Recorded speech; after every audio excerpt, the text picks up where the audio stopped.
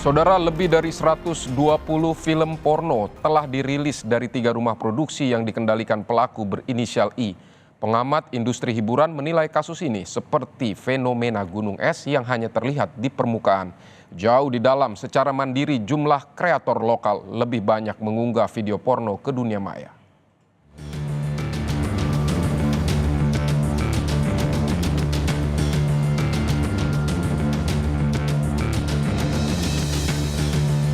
Rumah produksi film atau video porno Jakarta Selatan itu kayak menjadi gerbang gitu ya, gerbang pembuka gitu, bahwa ini loh potret bahwa kreator lokal gitu, atau saya sebutnya kreator mandiri gitu, lokal gitu, ternyata banyak gitu.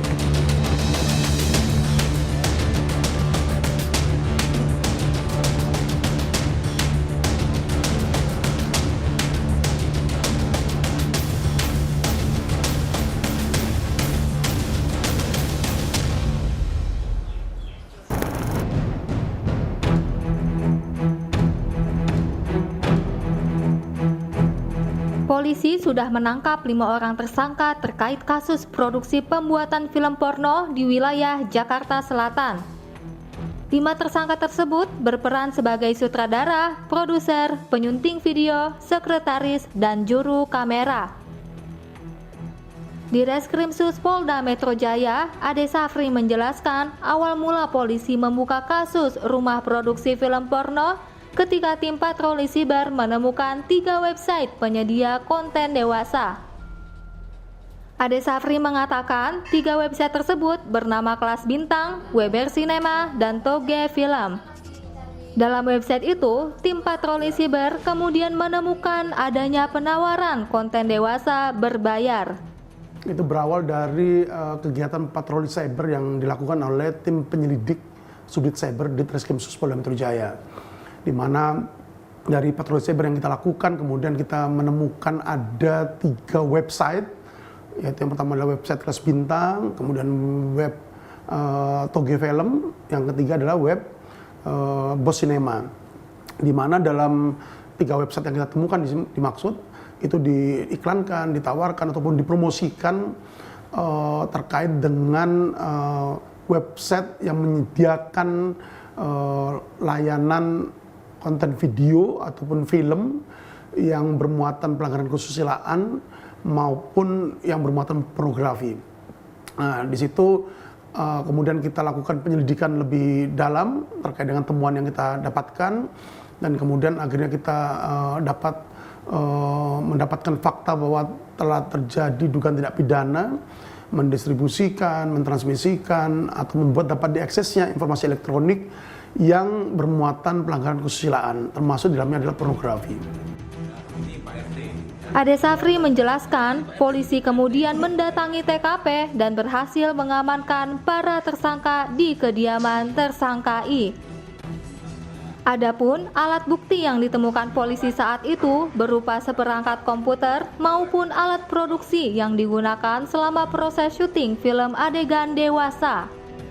Dan kemudian kita lakukan upaya paksa penangkapan terhadap 5 orang tersangka yang terdiri dari 4 tersangka pria dan 1 tersangka wanita, di mana kelima orang ini merupakan kru dari rumah produksi dimaksud. Ada 3 rumah produksi yang digunakan, tapi yang sering adalah yang merupakan kediaman ataupun domisili daripada tersangka I. Tersangka ini berperan baik itu sebagai produser, kemudian sebagai sutradara, juga sebagai pemilik, penguasa akun atau penguasa website, pengelolanya.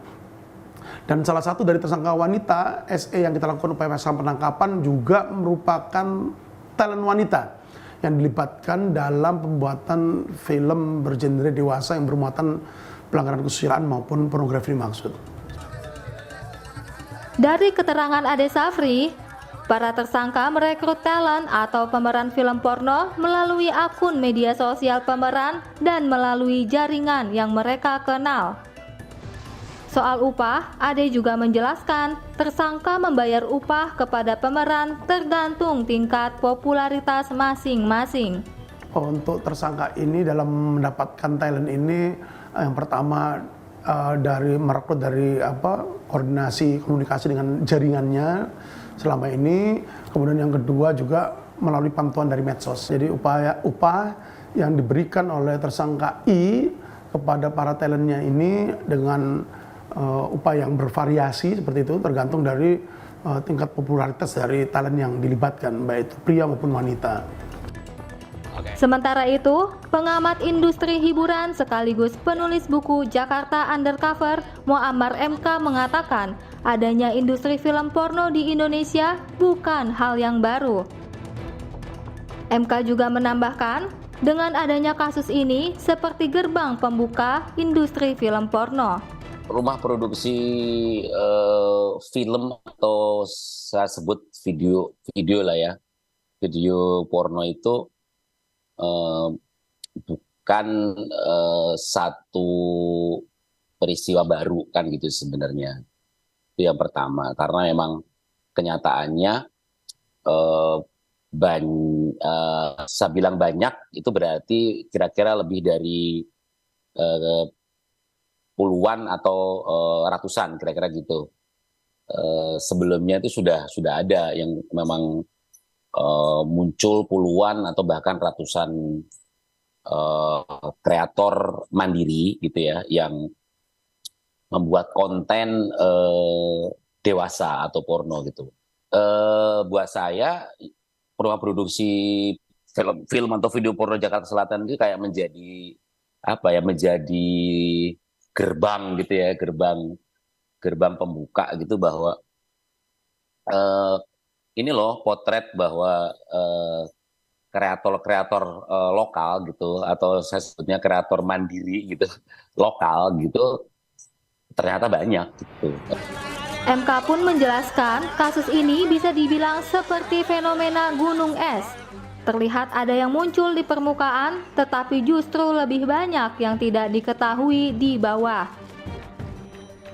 Akan tetapi, fenomena rumah produksi film porno ini disebut tidak sebanding dengan kreator lokal yang mengunggah video porno secara mandiri. MK menyebut jumlah kreator lokal atau mandiri jauh lebih masif daripada jumlah 120 film yang telah dirilis rumah produksi film porno.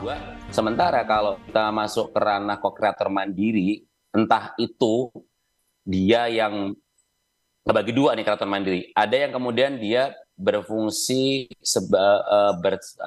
berstatus lah sebagai sex live streamer, sekaligus dia menjual konten dewasa di situs porno. Yang kedua adalah kreator mandiri yang hanya memproduksi konten video saja dan menjual di situs porno gitu. Nah, dua ini sebenarnya jauh lebih besar jumlahnya dibanding kasus rumah produksi film porno Jakarta Selatan. Ya, kalau dibilang gunung es, ya bisa jadi gunung es, tapi bisa juga dibilang itu kayak rumah tingkat lah gitu ya. Kalau gunung es kesannya gede banget gitu. Kira-kira rumah tingkat gitu yang kalau dari atas kebuka itu kemudian kita turun ke bawah, naikin tangga, oh iya ternyata lumayan banyak ya gitu. Sementara itu, mengingat latar belakang beberapa pemeran film porno adalah artis dan selebgram, MK menilai ada faktor lain selain ekonomi yang membuat para talent terjerumus menjadi bintang porno. Terus yang hal lain adalah dari sisi ekonomi juga, kalau ini selebgramnya selebgram kelas menengah atas saja, ngapain dia mau dibayar 1 2 juta, 6 juta untuk bertelanjang diri gitu dan membuat terlibat di konten video porno gitu. Sementara kalau dia terima endorse saja, rasa-rasanya 6 juta itu sekali posting di feed atau minimal 2 kali kan gitu. Nah, jadi ada faktor lain ekonomi menurut saya. Di antara banyaknya pilihan industri hiburan di Indonesia, mengapa sang produser dan juga sutradara justru memilih adegan film dewasa yang merupakan tindak ilegal di negeri tercinta ini? Tidak sampai situ, pihak kepolisian pun tidak hanya meringkus sang produser dan juga sang sutradara yang sekaligus pemilik dari rumah produksi film porno tersebut, tetapi juga rekanan lainnya yang merupakan sekretaris, admin, penyunting video hingga juru kamera ditetapkan sebagai tersangka. Kelima tersangka tersebut kemudian dijerat dengan pasal berlapis, yaitu pasal tentang ITE dan pasal tentang pornografi. Tidak sampai sana, belasan talent yang merupakan perempuan dan juga laki-laki turut diperiksa oleh pihak Polda Metro Jaya sebagai saksi. Karima Anissa, Denny Yosua, Kompas TV, Jakarta.